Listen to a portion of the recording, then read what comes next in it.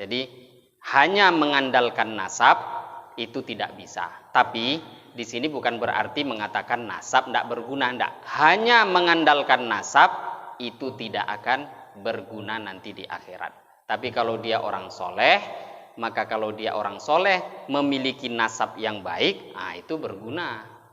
Berguna itu.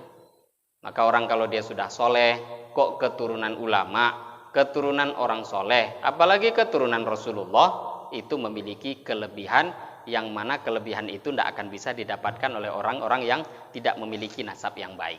Tapi kalau hanya sekedar nasab, itu tidak bisa dijadikan sebagai dikedepankan di hadapan Allah.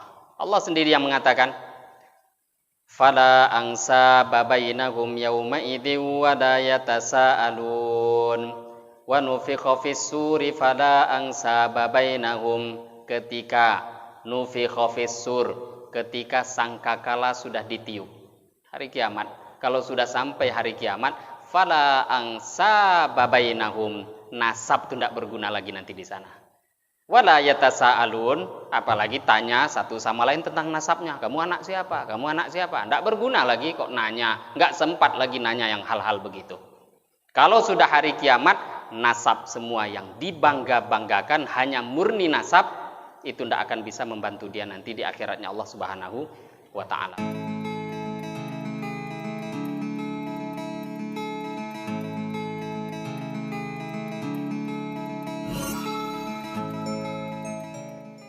Bismillahirrahmanirrahim. Assalamualaikum warahmatullahi wabarakatuh.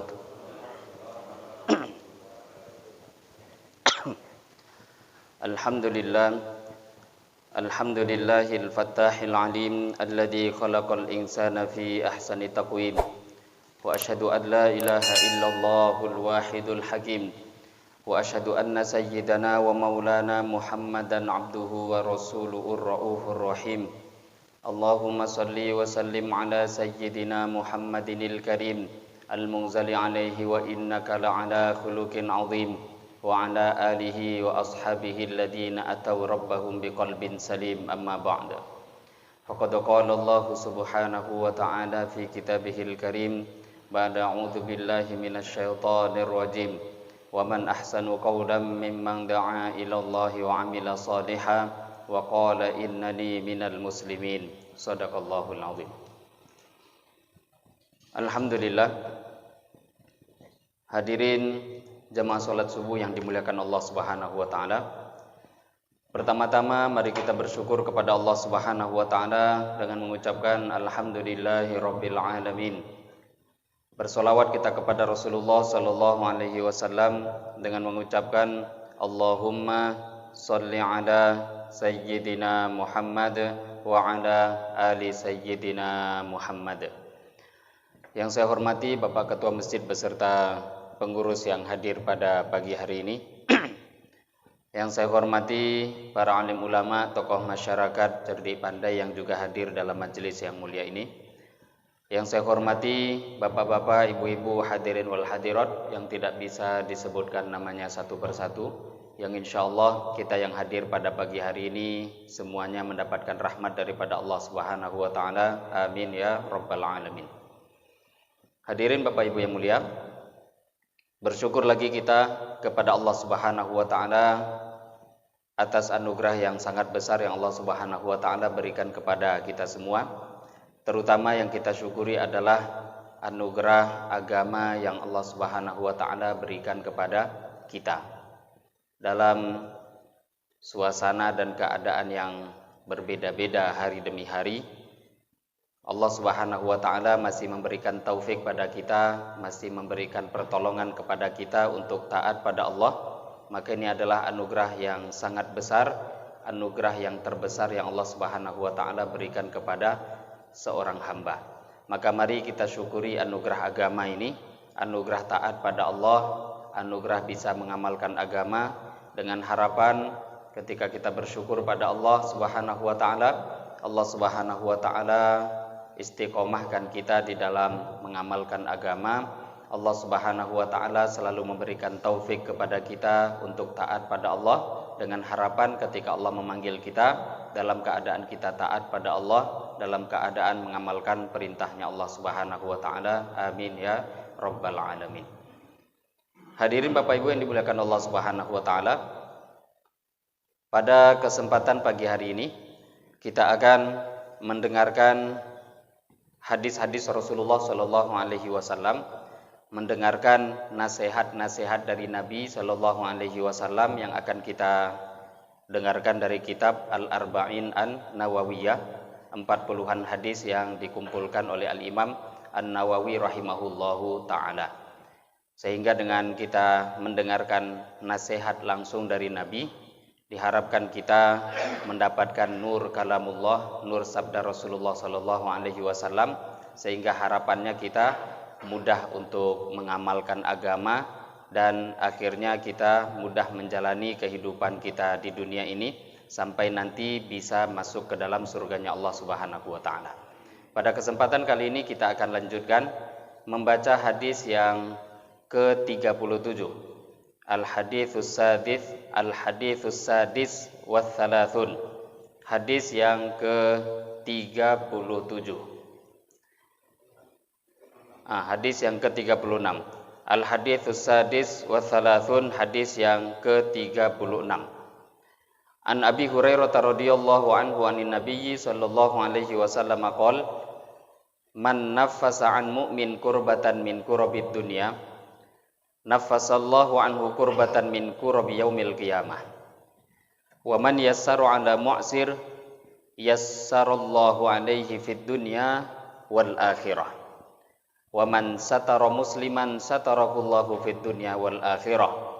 Wallahu fi aunil abdi ma kana al abdu fi auni akhi.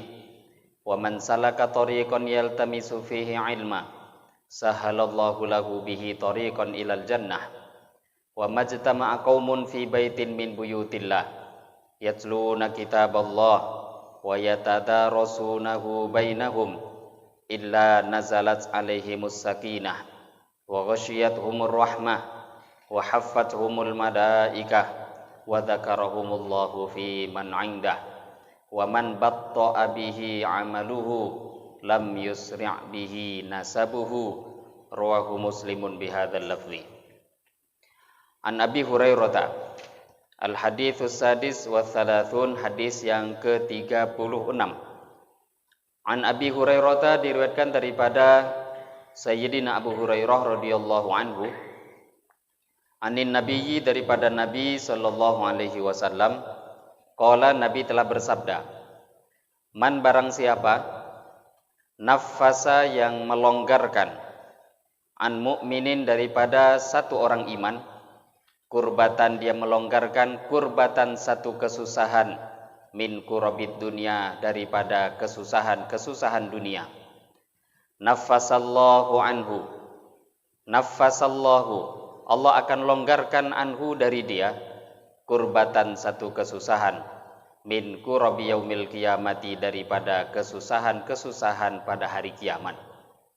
Waman barang siapa yassaro yang memudahkan, ada mu'sirin atas orang yang susah terlilit hutang, yassarallahu, Allah akan memudahkan alaihi ke atas dia, fid dunya di dunia, wal akhirati dan di akhirat. Waman barang siapa sataro yang menutup aib, musliman satu orang Islam, satarahullahu, Allah akan menutup aibnya fid dunya di dunia, wal akhirati dan di akhirat.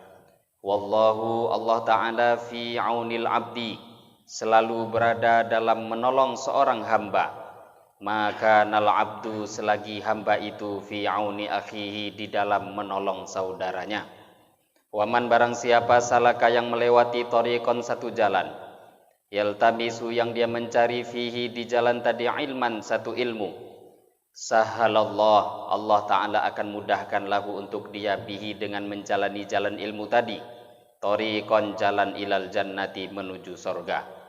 Wa majtama'a dan tidaklah berkumpul kaumun satu kaum, wa majtama'a dan tidaklah berkumpul kaumun sekelompok orang, fi baitin di satu rumah, min buyutillahi daripada rumah-rumahnya Allah, masjid, yatlu yang mereka membaca kitaballahi kitabullah, wa yatadarasunahu dan mereka mempelajari kitabullah bainahum di antara mereka, illa nazalat kecuali pasti akan turun alaihim ke atas mereka as-sakinatu sakinah, ketenangan jiwa, wa ghasyiyatuhum dan akan meliputi mereka ar-rahmatu rahmat, wa haffathum dan akan mengelilingi mereka al-malaikatu malaikat, wa dzakarahumullah dan Allah akan menyebut-nyebut mereka fiman di sisi makhluk indahu yang ada di sisi Allah.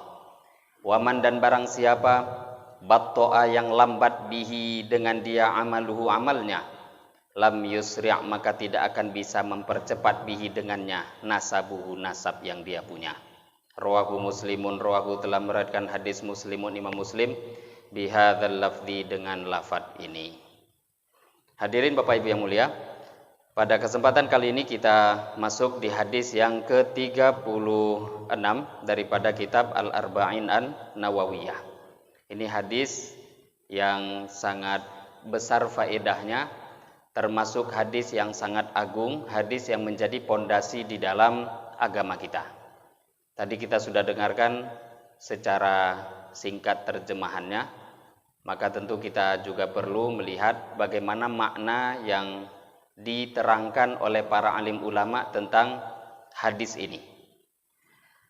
Nabi Shallallahu Alaihi Wasallam bersabda, hadis yang diriwayatkan oleh Sayyidina Abu Hurairah radhiyallahu taala anhu. Apa kata Nabi? Man naffasa, man farraja, man naffasa. Siapa yang menghilangkan, melonggarkan, apalagi menghilangkan. Melonggarkan itu pun sudah bisa mendapatkan fadilah hadis ini, apalagi dia hilangkan. Siapa yang melonggarkan ataupun menghilangkan kesusahan daripada satu orang beriman, maka Allah Subhanahu wa taala akan hilangkan kesusahan dia, baik itu kesusahan, Allah akan hilangkan untuk dia nanti kesusahan-kesusahan yang akan dia dapatkan nanti pada hari kiamat. Di sini memang hadis di garis bawahi man naffasa an mu'min, siapa yang melonggarkan kesusahan an mu'min, kesusahan orang beriman. Di sini memang dibatasi orang beriman, tapi bukan berarti kita tidak boleh menolong atau melonggarkan kesusahan orang yang tidak beriman. Jadi itulah pentingnya kita melihat atau mempelajari hadis, melewati apa yang diterangkan oleh para alim ulama. Kalau tidak kan bahaya. Akhirnya nanti kalau ada orang yang susah, tidak mau dia tolong. Selepas itu ditanya, kenapa enggak kamu tolong? Lah dalam hadisnya yang saya dengar, yang ditolong itu orang beriman saja. Lah yang kamu dengar baru satu hadis. Hadis itu kan banyak. Di antara hadis yang lain, Nabi Shallallahu Alaihi Wasallam bersabda, Innallaha katabal ihsan ala kulli syai'. Allah Subhanahu Wa Taala akan memberikan pahala kebaikan ala kulli syai', baik kepada segala sesuatu. Bukan cuma orang iman. Berbuat baik pada binatang ya dapat pahala, apalagi pada manusia. Berbuat baik dengan orang, walaupun dia ini mungkin agamanya masih belum betul, sudah dapat pahala, apalagi kalau menolong orang beriman. Jadi di sini fadilah secara khusus dalam hadis ini memang dibatasi dengan iman. Fadilah secara khusus, tapi nanti fadilah secara umum menolong siapapun. Bahkan dalam hadis yang lebih jelas lagi Nabi bersabda, fi kulli kabid hariyin ajrun. Setiap yang bernyawa kalau ditolong ajrun, ada pahalanya. Kucing itu bernyawa ditolong dapat pahala. Ada kucing terjepit, ada binatang yang kesusahan, ada binatang yang kehausan. Sering kita dengarkan hadis yang sahih, ada satu orang pelacur. Dalam riwayat pelacurnya laki-laki, riwayat lain perempuan. Melihat anjing kehausan, maka dia turun ke sumur Sumur zaman dulu bukan seperti sumur zaman kita, turun bisa dengan memanjat sampai ke bawah, kemudian dia ambil air dengan sepatunya, naik lagi ke atas, dia berikan minum kepada anjing. Apa yang dilanjutkan dalam hadis itu? Allah Subhanahu wa ta'ala terima amalnya, akhirnya dosanya diampuni oleh Allah. Anjing saja yang punya nyawa di situ, ketika seseorang berbuat baik, dan tentu juga mungkin ada amal-amal pendorong lain, akhirnya Allah Subhanahu wa ta'ala terima amalnya, diampuni oleh Allah Subhanahu wa ta'ala. Lah di sini hadis ini yang tingkatannya lebih tinggi. Kalau yang makhluk yang bernyawa saja ditolong, pahalanya ada dan juga besar, maka bagaimana kira-kira kalau yang kita tolong itu orang beriman? Itu jauh-jauh lebih besar pahala yang akan didapatkan di akhiratnya Allah. Siapa yang melonggarkan, apalagi menghilangkan kesusahan satu orang beriman, di situ tidak disebutkan Islam ya, lebih tinggi lagi kondisi iman daripada Islam, maka nanti Allah akan hilangkan untuk dia kesusahan yang akan dia dapatkan nanti pada hari kiamat. Dan kita sudah ketahui bahwa kesusahan hari kiamat itu tidak bisa terbayangkan. Apalagi kalau kita baca hadis-hadis yang lain. Nabi SAW bersabda menerangkan tentang kesusahan-kesusahan di antara yang akan didapatkan oleh manusia, orang-orang yang tidak taat pada Allah nanti di akhirat. Belum lagi ini masuk dalam hisab, belum lagi masuk ke neraka, belum lagi dapat azab. Baru saja berdiri nanti di padang mahsyar. Nabi SAW mengatakan dalam hadis yang sahih riwayat Bukhari Muslim, kata Nabi, pada hari kiamat nanti manusia mereka akan tenggelam dengan keringat mereka. Kemudian Nabi lanjutkan, di antara orang ada yang tenggelam keringatnya sampai mata kaki. Di antara mereka ada yang tenggelam keringatnya dengan keringat mereka sampai lutut. Di antara manusia ada yang tenggelam keringatnya sampai ke bahu mereka. Di antara manusia ada yang keringat itu sampai menenggelamkan diri mereka. Ini belum dapat azab. Sehingga dalam beberapa riwayat, orang-orang kafir, orang-orang yang tidak taat pada Allah mengatakan, ya Allah, sudahlah kalau begini, segerakan saja kami masuk ke dalam neraka. Karena mereka anggap itu azab. Siapa tahu nanti neraka lebih ringan. Padahal itu belum lagi. Itu baru muqaddimahnya hari kiamat. Maka kesusahan seperti itu bisa kita lewati dengan mudah. Allah Subhanahu wa ta'ala beritahu caranya. Di antaranya longgarkan, hilangkan kesusahan orang beriman, maka nanti kesusahan-kesusahan di akhirat yang seperti itu akan dihilangkan oleh Allah Subhanahu wa ta'ala. Kemudian Nabi SAW beliau melanjutkan, wa man yassara ala mu'sir, siapa yang memberikan kemudahan ala mu'sir, atas orang yang terlilit hutang, yassarallahu alaihi fid dunya wal akhirah, Allah Subhanahu wa ta'ala akan berikan kemudahan untuk dia fid dunya wal akhirah, di dunia dan juga di akhirat. Ada orang yang berhutang pada kita atau orang lain berhutang satu sama lain. Terutama orang yang berhutang dengan kita. Yassara, man yassara ala mu'sir, siapa yang memberikan kemudahan. Memberikan kemudahan diantaranya bi'ingdharihi, dia longgarkan waktu. Janjinya tanggal 1, hari ini sudah tanggal 1, belum mampu, longgarkan lagi. Saya tambah masa seminggu. Ini bagi kita yang dihutangi, longgarkan. Bagi orang yang berhutang lain aturan. Ini hadis ini terapkan sesuai dengan kondisi. Kalau kita yang menghutangi, ini hadis kita pegang. Tapi kalau kita berhutang, ya tahu diri, ada hadis yang lain. Siapa yang mati, kok tahu-tahu masih punya tunggakan hutang, itu tidak akan selesai nanti sampai hari kiamat kecuali orang yang menghutangi mengikhlaskannya. Bahkan ada orang mati syahid, itu dalam hadis diceritakan langsung masuk surga, kecuali illad dain, kecuali dia masih terlilit hutang. Ini ada hadis untuk penghutang, orang yang berhutang, ada hadis untuk orang yang dihutangi. Maka posisikan dengan posisi kita masing-masing. Kalau kita orang yang diberi kemudahan oleh Allah, maka harta kita itu juga kita mudahkan untuk orang lain. Kalau kita mudahkan kesusahan orang-orang yang berhutang, maka janji Allah kesusahan kita di dunia dilonggarkan Allah, apalagi nanti kesusahan nanti di akhiratnya Allah. Maka kita perhatikan orang tuh kalau mudah memberikan banyak kemudahan, memang rezeki dia pun tambah mudah. Innama yansurullahu ala hadhil ummah bidha'ifiha. Pertolongan Allah itu datang pada umat ini, kepada kita. Kenapa pertolongan itu datang? Bidha'ifiha.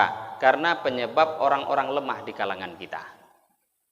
Kita itu kalau ingin mendapatkan pertolongan Allah, tolong orang yang lemah, nanti Allah akan tolong kita. Maka siapa orang yang paling banyak nolong orang lain, banyak menolong orang lain, apalagi kalau orang yang beragama, orang Islam, orang iman itu levelnya lebih tinggi, maka nanti orang yang seperti itu akan lebih banyak mendapatkan pertolongan Allah. Di antaranya melonggarkan, apalagi kalau dia ikhlaskan, atau dia berikan, dihibahkan, maka ini juga termasuk mendapatkan fadilah hadis yang diterangkan oleh Nabi Sallallahu Alaihi Wasallam. Hadis-hadis pendukung yang lain terlalu banyak tentang fadilah hadis ini. Di antaranya Nabi Sallallahu Alaihi Wasallam juga bersabda, man sarrohu, siapa yang dia senang, ayyunajjiyahullahu ta'ala, siapa yang senang untuk diberikan pertolongan oleh Allah min kurabi yaumil qiyamah, pada kesusahan nanti di hari kiamat, fal yunaffis an mu'sir, hendaklah dia memberikan kelonggaran untuk orang yang berhutang, au yadha' anhu, atau dia ikhlaskan saja. Dua-duanya dapat fadilah, longgarkan atau diikhlaskan. Maka kita sering ketahui bahwa beberapa ulama itu membahas bersedekah, memberi kepada orang lain dengan berhutang, mana yang lebih besar pahalanya? Maka dilihat dari hadis-hadis Rasulullah Shallallahu Alaihi Wasallam, maka ulama mengatakan memberikan hutang itu pahalanya lebih besar dari memberikan sedekah pada orang. Memberi hibah, ada orang lewat, tidak pakai minta, tahu-tahu kita kasih. Ada pahala enggak? Ada. Tapi sekarang ada orang, tahu-tahu datang ke kita, Pak, minjam duit, saya ada keperluan, kita pinjamkan uang pada dia. Nah ini pahalanya mana yang lebih besar? Lebih besar pahala menghutangkan orang lain. Kenapa? Memberikan hutang, memberikan pinjaman kepada seseorang, pasti orang yang meminjam itu butuh. Itu pasti. Nggak mungkin dia nggak ada keperluan kok tahu-tahu minjam uang, itu nggak mungkin. Tapi kalau kita memberi belum tentu orang itu hajat, belum tentu dia perlu, belum tentu dia butuh. Walaupun kita berikan dia senang, tapi kebanyakan orang yang diberi itu belum tentu dalam keadaan memerlukan. Berbeda dengan orang yang berhutang. Maka Nabi Shallallahu Alaihi Wasallam memberikan motivasi untuk memberikan keringanan khusus bagi orang-orang yang berhutang. Siapa yang ingin ditolong oleh Allah nanti pada hari kiamat, maka kata Nabi, hendaklah dia melonggarkan orang yang berhutang kepadanya, atau kalau bisa dia ikhlaskan hutang itu dijadikan pemberian. Kemudian di antara hadis yang lain, Nabi Shallallahu Alaihi Wasallam juga bersabda, hadis ini diriwayatkan oleh Imam Ahmad rahimahullah taala. Nabi Shallallahu Alaihi Wasallam bersabda, man arada ang tustajaba da'watahu, siapa yang ingin doanya istijabah, doanya itu mustajab, watang kashifu kurbatahu, dan kesusahannya juga dihilangkan oleh Allah, fal yufarrij an mu'sir, hendaklah dia melonggarkan kesusahan orang yang berhutang kepadanya. Dua fadilah. Tadi kita dengarkan tadi kesusahan-kesusahan hilang.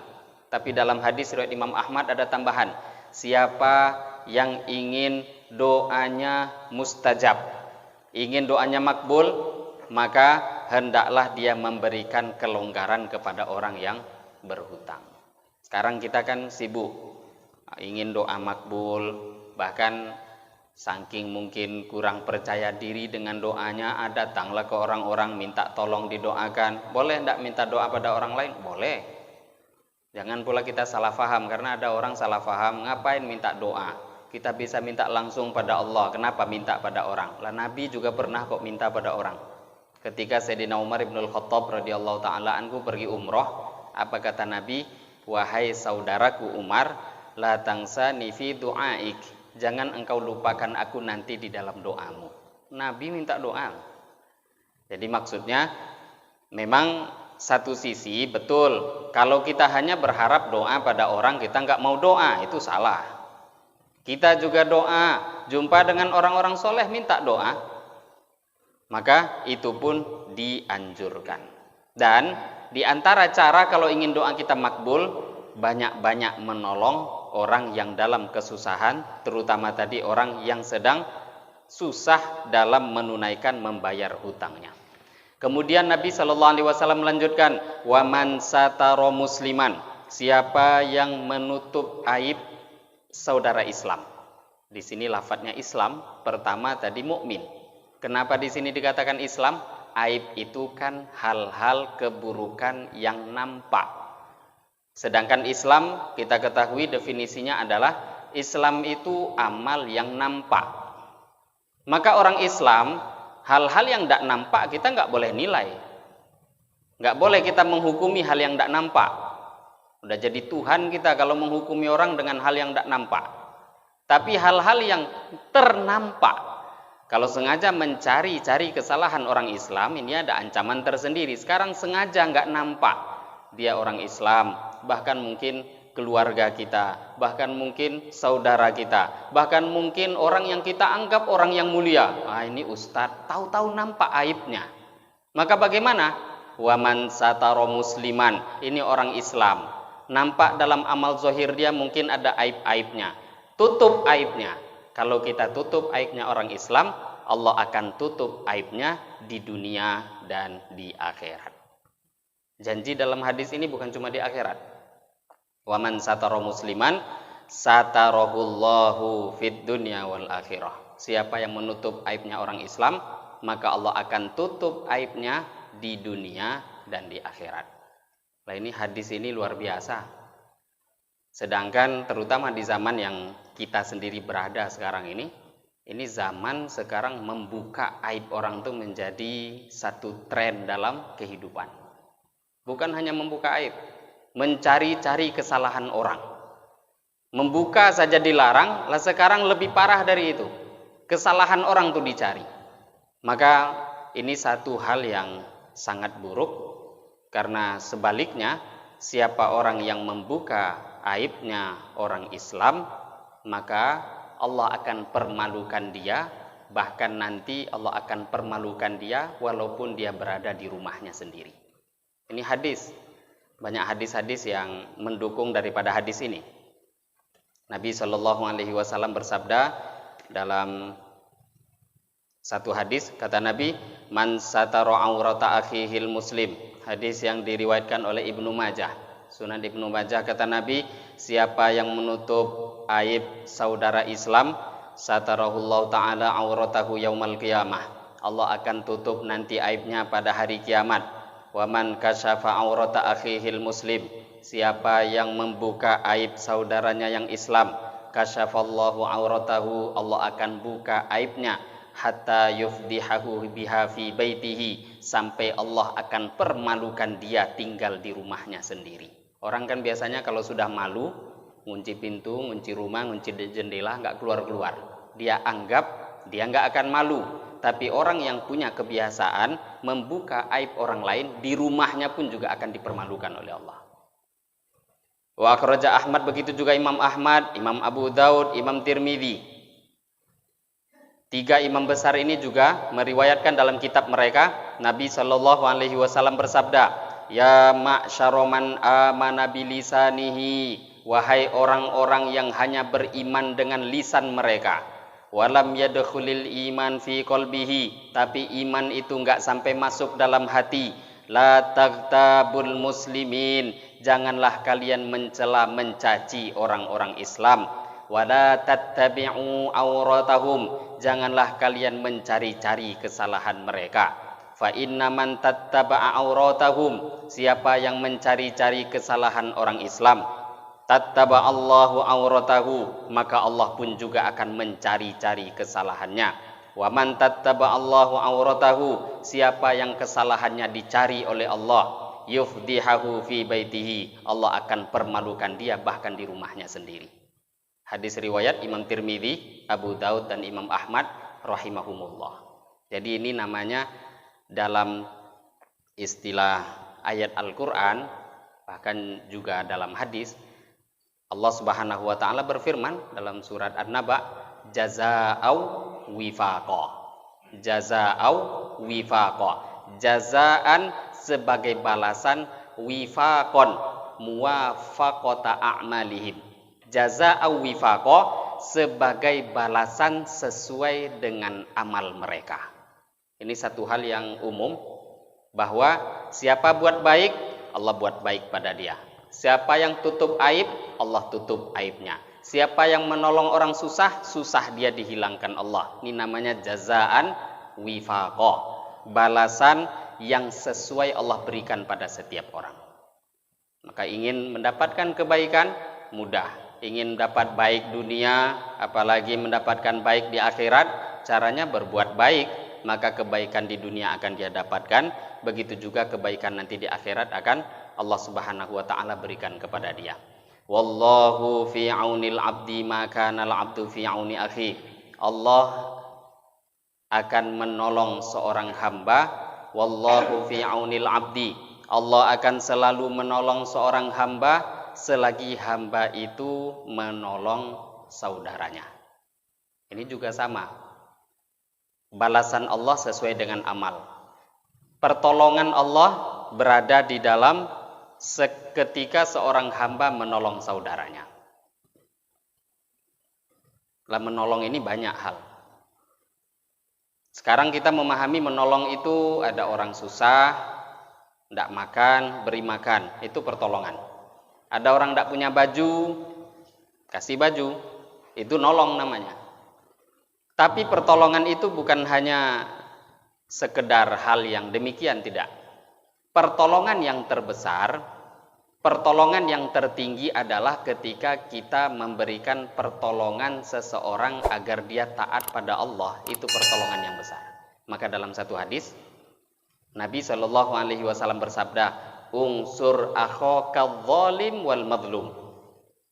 Tolonglah olehmu saudaramu, baik dia zalim atau terzolimi.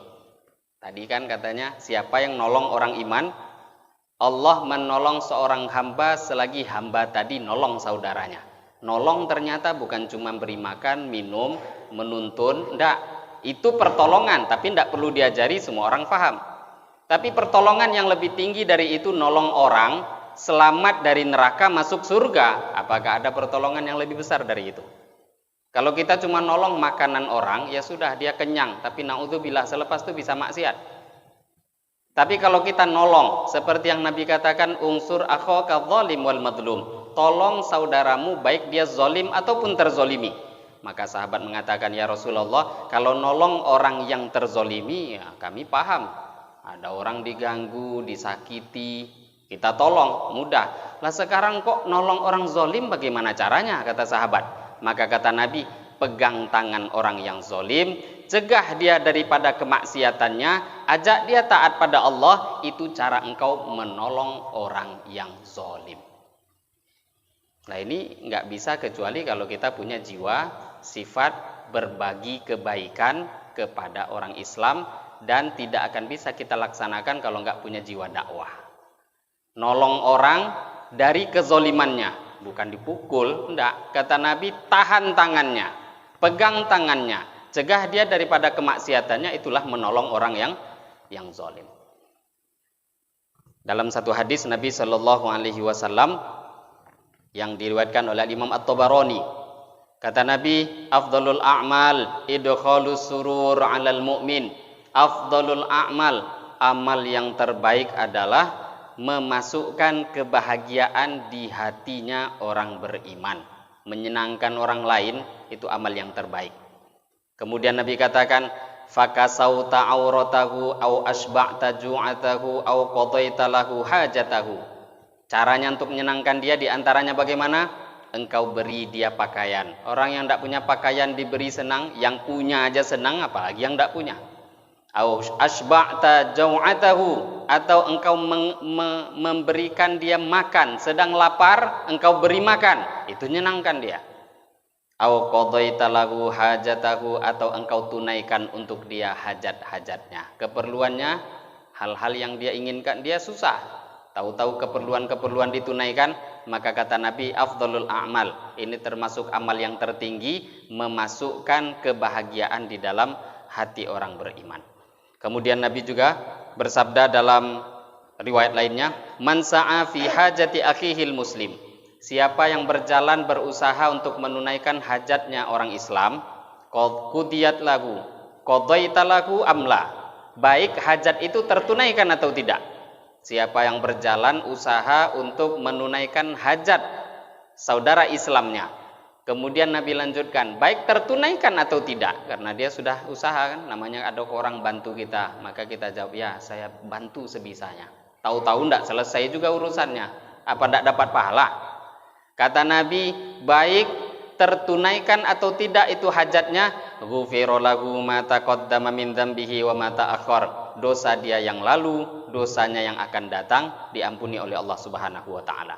Wa kutiba lahu bara'atu minan nar wa bara'atu minan nifaq, bahkan bukan hanya itu, Allah Subhanahu wa taala akan tuliskan untuk dia kebebasan dari neraka dan kebebasan dari sifat munafik. Maka banyak, baik itu para sahabat kisahnya ataupun orang-orang soleh setelahnya, tabi'in, tabi'ut tabi'in, kita ini nggak heran ketika melihat bagaimana mereka membantu menyelesaikan hajat-hajat saudara Islamnya. Satu kali diriwayatkan bahwa Al-Hasan Al-Basri pada waktu itu memerintahkan Thabit Al-Bunani, ulama tabi'in. Apa kata Hasan Al-Basri kepada Thabit Al-Bunani? Ada orang yang memerlukan bantuan, tolong engkau bantu. Maka pada waktu itu Thabit Al-Bunani, dalam kitab Fathul Mubin ini, kata Thabit Al-Bunani, ana mu'takif, saya sedang i'tikaf. Kita tahu pahala i'tikaf itu enggak sembarangan. Kata Nabi, siapa yang i'tikaf satu kali saja akan dijauhkan antara dia dengan neraka sejauh 7 parit. Satu paritnya saja jarak antara bumi dan langit. Siapa yang i'tikaf dijauhkan dari neraka sejauh 7 parit. Satu paritnya antara bumi dan langit. Lah kok i'tikaf ditinggalkan? Maka beliau punya alasan, itu ada orang kamu tolong bantu. Kata Thabit Al-Bunani, saya ana mu'takif, saya sedang i'tikaf. Maka apa kata Al-Hasan? Faqala lahu ya A'mash ama ta'lam anna masyiataka fi hajati akhikal muslim khairul laka min hajjatin ba'da hajjah. Kata Hasan Al-Basri, ketahuilah, apakah engkau tidak tahu bahwa sesungguhnya berjalannya engkau untuk menunaikan hajat daripada saudara Islammu itu lebih baik daripada engkau mengerjakan haji berkali-kali. Jadi pahala, kalau untuk urusan pahala kita bisa dapatkan banyak. Kalau haji mungkin mampu cuma sekali seumur hidup, ada yang tidak mampu sama sekali, ada yang 2 kali, ada yang 3 kali. Tapi kalau pahala haji berkali-kali, banyak kesempatan yang Allah Subhanahu wa taala berikan. Di antaranya ini, berjalannya kita. Di sini baru bahasanya anna masyiataka, berjalannya engkau, belum lagi nanti menunaikannya. Berjalannya engkau untuk menunaikan hajat saudara Islammu lebih baik daripada haji yang berkali-kali. Hajjah ba'da hajjah, haji yang dia tunaikan berkali-kali. Maka ini betul-betul pertolongan ketika seseorang menolong hajat orang Islam lainnya, maka dipastikan Allah Subhanahu wa taala pun juga akan memberikan pertolongan kepada dia, baik di dunia dan juga nanti di akhiratnya Allah Subhanahu wa taala. Kemudian Nabi menyampaikan, wa man salaka tariqan yaltamisu fihi ilma sahalallahu lahu tariqan ilal jannah. Siapa yang melalui satu jalan, yang mana dia melalui satu jalan itu yaltamisu fihi ilma, tujuannya hanya satu, mencari ilmu. Dalam sarah hadis dituliskan ilman syar'iyyan. Enggak bisa ilmu dunia didapatkan dengan fadilah hadis ini. Siapa yang berjalan melewati satu jalan untuk menuntut ilmu, yang dimaksud ilmu syar'i, ilmu yang mendekatkan kita kepada Allah. Dan begitu juga kata para ulama, wa min alati syar'i, begitu juga ilmu-ilmu alat yang mendekatkan kita kepada syariat. Ilmu alat itu yang dimaksud kalau kita tahu ya nahwu, shorof, itu ilmu alat. Ilmu alat untuk memahami Al-Qur'an, tafsir. Ilmu untuk memahami hadis ya usul hadis. Ini namanya ilmu alat. Semua hal-hal yang berkaitan dengan syar'i dan alat-alat untuk memahamkan kita kepada syar'i. Siapa yang melangkahi satu jalan untuk belajar ilmu, maka Allah Subhanahu wa taala akan mudahkan langkah kakinya menuju surga. Jadi ilmu-ilmu agama memang memiliki kelebihan tersendiri. Al-Imam Asy-Syafi'i rahimahullah taala, beliau pernah mengatakan, al-ilmu ma fihi ma qala Allah wa ma qala fihi haddatsana wa ma siwa dzaka waswasus syayatin. Ilmu, hakikat ilmu ya. Hakikat ilmu itu kata Imam Syafi'i adalah apa yang ada di dalamnya dikatakan qala Allah, qala Rasulullah. Quran, hadis, itu hakikat ilmu. Sedangkan selain itu adalah was-was yang datang dari syaitan. Lah kemudian kita kan juga mempelajari ilmu. Ada namanya ilmu alam, ilmu sosial, ilmu ini, ilmu itu. Apakah itu tidak bisa dikatakan ilmu? Itu keterampilan. Itu keahlian. Ya. Jadi ilmu teknologi membuat mobil dengan ilmu meracik sambalado itu satu kedudukan. Yang satu ngerakit bom, yang satu ngerakit bawang. Nah, sama itu ilmunya. Kalau dia gunakan untuk agama, maka yang bernilai itu bukan ilmunya, niat dia untuk agama itu yang dinilai oleh Allah. Jadi kalau ada orang mempelajari hal-hal yang bukan berkaitan dengan syar'i, apakah tidak boleh? Boleh. Bahkan kalau kita mempelajari fikih, ilmu kedokteran, kalaupun dikatakan ilmu itu bahkan kedudukannya menjadi fardu kifayah. Kalau di antara umat Islam nggak ada yang tahu kedokteran, siapa yang mau jadi dokter? Kalau di antara umat Islam nggak ada yang tahu teknologi, siapa yang akan paham teknologi? Tapi jangan sampai seseorang mengatakan ilmu-ilmu itu semua jauh lebih penting daripada ilmu agama. Maka dalam ayat Al-Quran Allah tegur, bahkan bukan teguran, ini sindiran yang tinggi dari Allah. Ya'lamuna dhahiral hayatid dunya wa hum 'anil akhirati hum ghafilun. Ini ayat Al-Quran. Ya'lamun, ya'lamun ini kan dia juga dari kata-kata alima, ya'lamu. Ya'lamuna, mereka mengetahui, tahu dia ilmu-ilmu dunia. Wa hum 'anil akhirati hum ghafilun, tapi mereka enggak kenal dengan ilmu akhirat. Ini celaan.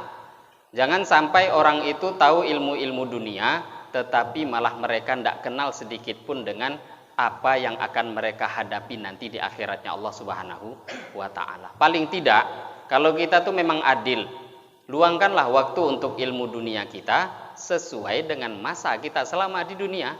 Luangkanlah waktu untuk akhirat kita sesuai dengan berapa lama kita tinggal di akhirat.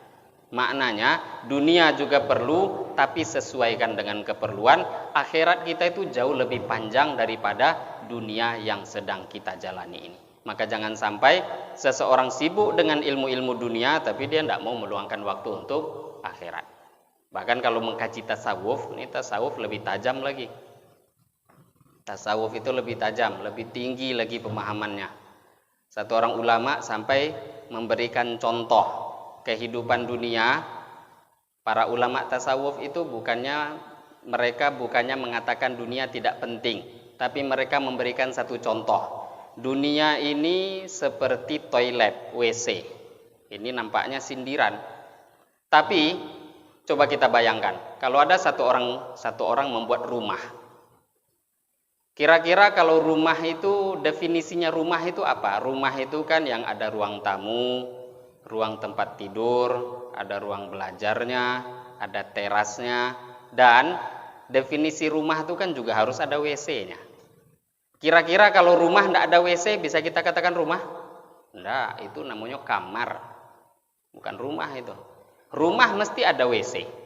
Lah dunia, kata para ulama ahli tasawuf ini, rumah itu, dunia itu ibarat WC. Satu hal yang sebenarnya hina, tapi penting. Kalau tidak ada WC, bukan rumah namanya. Lah sekarang kita hidup di dunia. Lah kok ada orang hidup di dunia terus dia mengatakan dunia itu ndak perlu lah. Lah ini namanya orang punya rumah ndak ada WC-nya. Tapi kata para ulama ahli tasawuf sekarang, apakah WC itu digunakan satu hari itu 24 jam? Ndak. Kapan kita ke WC? Kalau ada keperluan. Ketika perlu masuk, selesai keperluan, keluar. Berapa lama? Sesuai hajat. Kalau ada orang di WC itu sejam, 2 jam, 3 jam, maka sepakat semua orang mengatakan orang gila ini. Lama-lama dia di WC. Tapi kalau ada orang nggak pernah ke WC, orang sakit ini. Kok satu hari nggak pernah ke WC itu bagaimana? Ini sakit ini orang, perlu diobati. Kenapa? Ini pencernaannya bermasalah. Maka seolah-olah memang ulama ahli tasawuf mengatakan ini satu hal yang seperti menghinakan. Kok dunia dikatakan WC? Ya memang seperti itu, tetapi WC itu juga penting dalam kehidupan. Maka dunia kalau dibahasakan oleh para ulama mengatakan penting akhirat daripada dunia, penting akhirat daripada dunia, bukan berarti meninggalkan dunia secara total, enggak. Kita hidup memerlukan dunia dan itu pun perlu kita lewati juga, tapi jangan lupa masuklah ke dalam keduniaan kita seperlunya. Ketika keperluan kita sudah tercukupi, ya keluar, sibuk dengan agama, perlu lagi masuk sebentar, selesai hajat, keluar lagi, sibukkan untuk menyiapkan diri kita dengan kehidupan yang akan kita jalani, yaitu di akhiratnya Allah Subhanahu wa Ta'ala. Maka ilmu begitu juga. Ilmu agama jauh lebih penting, karena dengan ilmu itulah yang akan bisa membuat kita ini kenal dengan Allah, yang nanti bisa memasukkan kita ke dalam surganya Allah Subhanahu wa Ta'ala. Kemudian di antara cara mendapatkan ilmu, ini yang berkaitan sedikit dengan ilmu itu ada yang dikatakan oleh para ulama dengan istilah namanya ilmu wahabi. Bukan wahabi yang diribut-ributkan, enggak. Ilmu wahabi, ilmu pemberian Allah. Atau dikatakan istilah lain dengan nama ilmu ladunni, ilmu pemberian Allah. Ada enggak ilmu yang seperti ini? Ada. Karena memang dalam hadis Nabi Shallallahu Alaihi Wasallam bersabda, kata Nabi, man amila bima alima awrathahullahu ilma ma lam ya'lam. Siapa yang mengamalkan ilmu yang dia ketahui, tahu dia satu ilmu, dari mana? Duduk, belajar, dengarkan kajian, tahu ilmu. Siapa yang mengamalkan apa yang dia tahu, ilmu sudah punya, diamalkan, maka nanti Allah awrathahullahu ilma ma lam ya'lam. Allah akan wariskan, Allah akan berikan kepada dia ilmu yang tidak dia ketahui. Maka kalau ingin ilmu itu bertambah, caranya amalkan yang sudah tahu. Duduk dalam kajian penting, tapi ngamalkan isi kajian juga tidak kalah pentingnya. Sudah tahu, tidak diamalkan, itu biasanya susah nambah.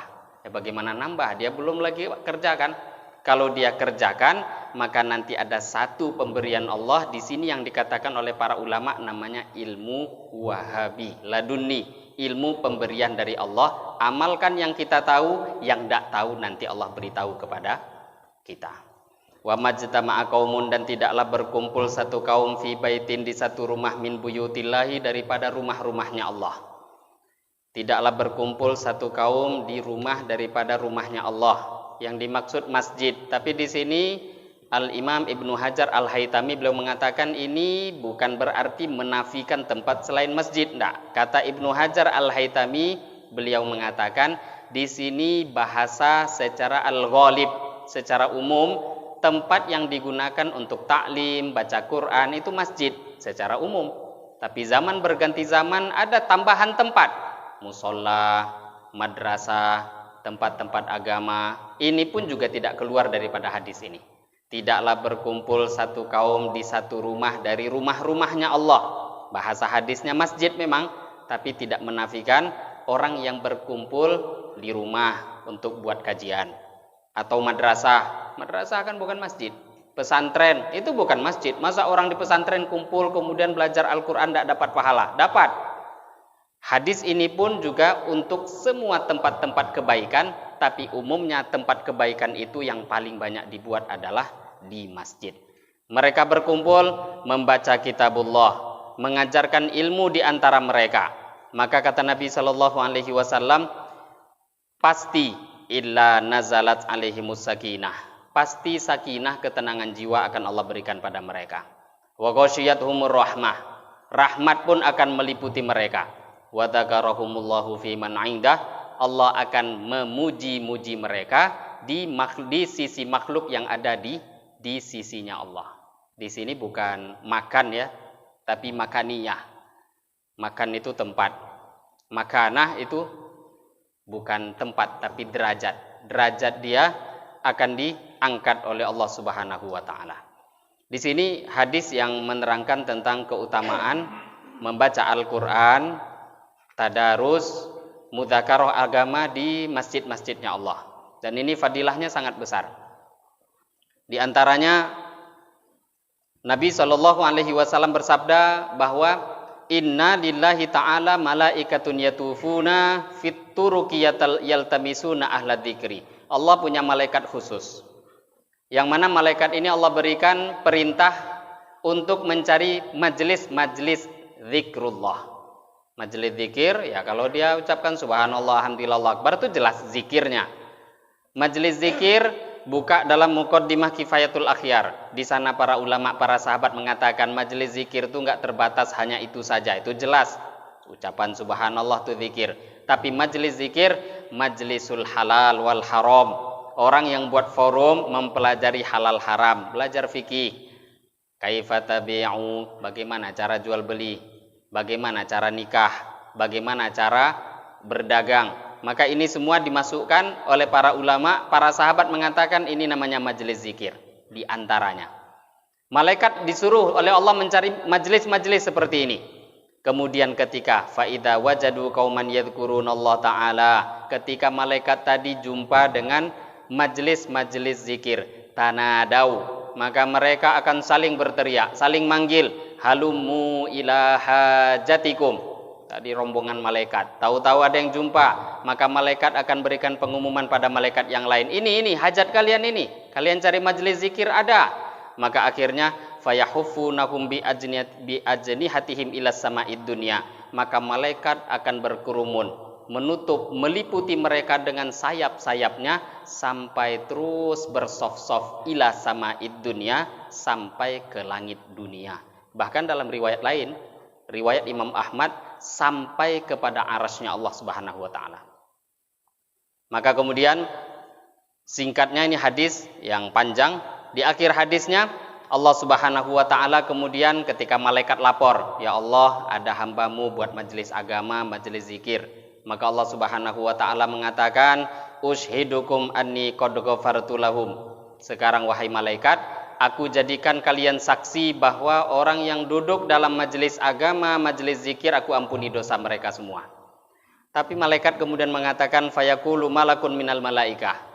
Maka satu malaikat pun mengatakan, ya Allah, inna fihim, di dalam kelompok majelis tadi ya Allah, itu ada abduka khata, ada hambamu yang terlalu banyak salahnya, pendosa, masa juga dapat ampunan. Malaikat bukannya tidak terima, enggak, heran aja. Masa cuma gara-gara duduk di majelis zikir, majelis ilmu, dia pendosa, ahli maksiat, kok semudah itu dapat ampunan? Maka kata Allah, ya, orang itu juga aku ampuni. Innahum qaumun la yashqa bihim jalisuhum. Kenapa? Allah pun sampaikan alasannya. Ya, orang itu pun aku ampuni karena mereka orang-orang yang berzikir adalah sekelompok orang. Mereka adalah kaum yang mana tidak akan celaka orang yang duduk berkumpul dengan mereka. Siapa yang duduk dengan orang baik, orang-orang soleh, maka berkah solehnya orang soleh itu juga akan didapatkan oleh orang-orang yang mau duduk dengan mereka. Maka majelis-majelis agama itu penting. Mendapatkan ampunan Allah, diantaranya duduk, berkumpul untuk mengkaji keilmuan agama. Dan diantara fadilahnya hadis-hadis yang tadi kita dengarkan. Kemudian sakinah mereka dapatkan, itu sakinah ketenangan jiwa yang juga kalau dibahas ikhtilafnya para ulama banyak. Apa itu sakinah? Yang paling mudah ya memang ketenangan jiwa. Siapa yang mau meluangkan waktu untuk agama, di mana-mana tempat tidak akan bisa dapat ketenangan. Ketenangan agama adalah ketika seseorang mau meluangkan waktu untuk berzikir kepada Allah Subhanahu wa ta'ala. Kemudian Nabi di akhir hadis ini memberikan nasihat. Kata Nabi, "Waman batta'a amaluhu lam yusri' bihi nasabuhu." Siapa yang lambat amalnya, lam yusri' bihi nasabuhu, maka nasabnya itu tidak akan bisa mempercepat gerakan amalnya sampai masuk dalam surga. Ini satu teguran karena ada beberapa orang yang mereka itu hanya mengkedepankan nasab. Saya kan anak orang soleh, saya kan keturunannya wali Allah, saya ini kan keturunan orang baik, nasab saya seperti ini. Maka nasab seperti apapun, kalau dia tidak mau mengamalkan agama, man batta'a amaluhu lam yusri' bihi nasabuhu. Dengan hanya mengandalkan nasab, itu tidak akan bisa membuat dirinya mulia di sisi Allah. Di antara hadisnya banyak. Jangankan orang-orang anak ulama, anak keturunan orang soleh, anak Nabi sekalipun, Nabi SAW pernah mengumpulkan orang-orang Quraisy di awal-awal dakwah, awal-awal Islam. Maka ketika orang-orang Quraisy turun ayat, wa anzir ashiratakal aqrabin, turun ayat ini, wa anzir ashiratakal aqrabin, wahai Muhammad, berilah peringatan kepada kerabatmu yang terdekat. Maka akhirnya Nabi kumpulkan satu kabilah, orang-orang Quraisy. Ya ma'syara Quraisy, wahai orang-orang Quraisy, wahai suku Bani Abdul Muthalib, wahai Abbas paman Nabi, ya Safiyah ammati Rasulillah, wahai Safiyah bibinya Rasulullah, ya Fatimah binti Muhammad, wahai Fatimah putrinya Muhammad, ishtaru anfusakum minallahi ta'ala, la ugni ankum minallahi syai'a. Kalian usahalah buat amal, jual diri kalian agar dibeli oleh Allah, karena kata Nabi, la ugni ankum minallahi syai'a, saya tidak akan mampu buat apapun nanti di hadapan Allah untuk kalian. Kalau kalian tidak buat amal, saya tidak mampu nolong kalian seperti apapun nanti di hadapan Allah. Jadi hanya mengandalkan nasab itu tidak bisa. Tapi di sini bukan berarti mengatakan nasab tidak berguna, tidak. Hanya mengandalkan nasab itu tidak akan berguna nanti di akhirat. Tapi kalau dia orang soleh, maka kalau dia orang soleh memiliki nasab yang baik, nah itu berguna itu. Maka orang kalau dia sudah soleh, kok keturunan ulama, keturunan orang soleh, apalagi keturunan Rasulullah, itu memiliki kelebihan yang mana kelebihan itu tidak akan bisa didapatkan oleh orang-orang yang tidak memiliki nasab yang baik. Tapi kalau hanya sekedar nasab, itu tidak bisa dijadikan sebagai dikedepankan di hadapan Allah.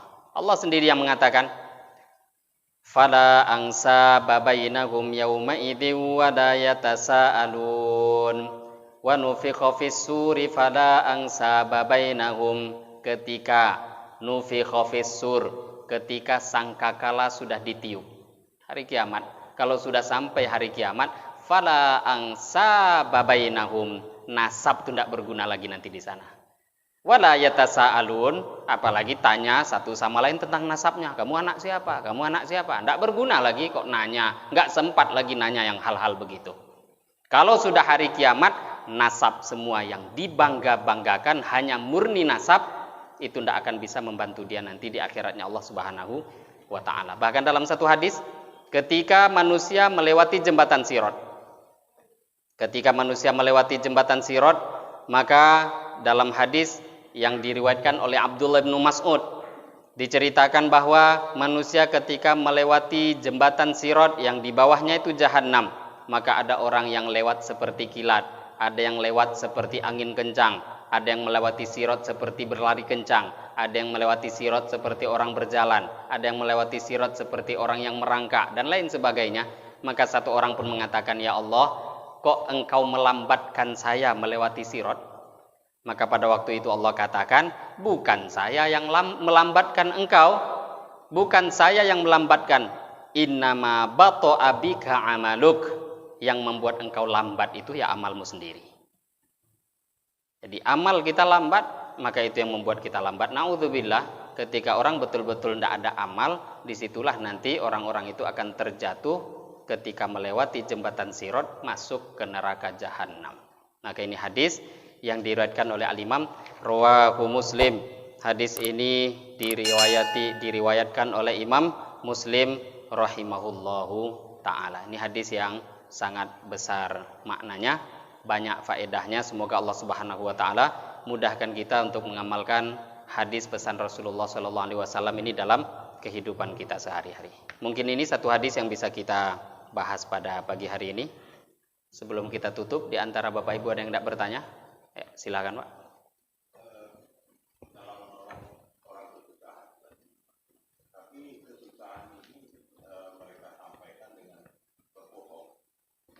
Berarti nggak susah. Kita tidak mau, karena kita udah tahu bohong. Tapi kita nggak mau bantu dia, itu juga akan menghalangi amal-amal kita yang lain, atau malah akan menghambat juga perjalanan kita. Ya, kalau ada orang berbohong, bohong itu menceritakan satu keadaan ma yukhaliful waqi', yang berbeda dengan kenyataan. Lah kalau dia ngakunya saya susah, kalau bohong ya berarti nggak susah. Sedangkan hadis ini fadilahnya siapa yang melonggarkan kesusahan orang, bukan melonggarkan kesenangan orang, malah jadi susah dia nanti. Jadi kalau memang dia itu tidak susah, ya tidak perlu ditolong. Lah cuma tadi, kalau memang kita tahu, kalau memang kita tidak tahu dia berbohong, tapi secara hakikat dia berbohong, lah itu urusan dia dengan Allah. Orang yang menolong tadi tetap dapat pahala. Jadi misalkan ada orang minta-minta di pinggir jalan, Pak, untuk makan Pak, nah, kita kasih duit, tidak tahunya dia belinya narkoba, itu tidak urusan kita itu. Kita memberikan uang untuk nolong dia, katanya untuk makan, nggak tahunya dia gunakan untuk maksiat, maka hadis-hadis lain berlaku. Contoh, ada hadis yang sahih, satu orang mengatakan malam hari saya akan bersedekah malam ini, maka tidak tahunya dia berikan sedekah malam hari, tidak nampak, oh pezina yang dapat. Maka esok hari geger satu kampung, oi pezina, pelacur dapat sedekah. Akhirnya ya Allah, sedekahku malah jatuh kepada pezina. Maka malam harinya dia katakan, saya besok niat untuk sedekah lagi. Keluar rumah, dia kasih ke orang, tidak tahu siapa. Tidak tahunya besok geger kampung, pencuri dapat uang. Ya Allah, uang saya rupanya datang ke pencuri. Hari ini saya akan sedekah lagi. Maka 3 kali kondisi yang seperti ini, sampai akhirnya Allah Subhanahu wa ta'ala berikan ilham. Ada suara mengatakan, engkau sedekah pada pezina, semoga dengan engkau berikan harta pada dia, dia berhenti dari zinanya. Engkau berikan harta kepada pencuri, maka semoga ketika engkau berikan harta kepada pencuri itu, dia berhenti daripada pencuriannya. Dan engkau berikan, yang ketiganya itu orang kaya, engkau memberikan sedekah pada orang kaya, semoga mendapatkan pelajaran kepada dia, akhirnya orang kaya pun juga mau sedekah. Jadi di sini dihitung innamal a'malu binniyat. Kalau kita betul-betul tahu, ya kenapa kita tolong. Tapi kalau enggak tahu, kita berikan pertolongan, tetap fadilah hadis kita dapatkan, karena amal itu tergantung niatnya. Niat nolong orang, insya Allah pahala menolong orang pun juga akan Allah berikan pada kita. Ada yang tidak bertanya lagi? Saya kira, ya silakan. Waalaikumsalam warahmatullahi wabarakatuh.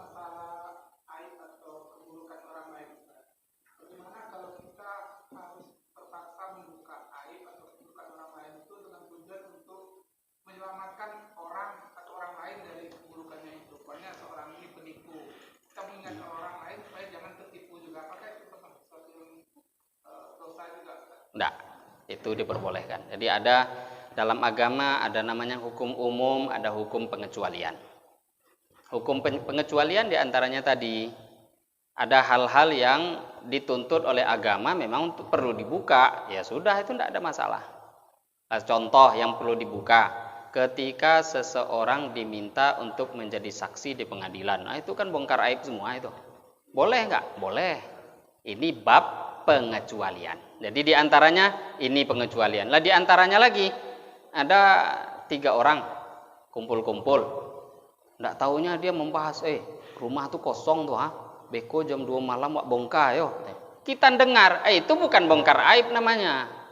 Jadi maksudnya menghalangi seseorang daripada hal-hal yang buruk disampaikan kepada, tapi menyampaikannya tentu kepada orang yang mampu untuk melarang, membuat satu tindakan. Contohnya lapor ke polisi. Lapornya kepada orang yang tidak bisa membuat tindakan, ya itu tidak ada gunanya.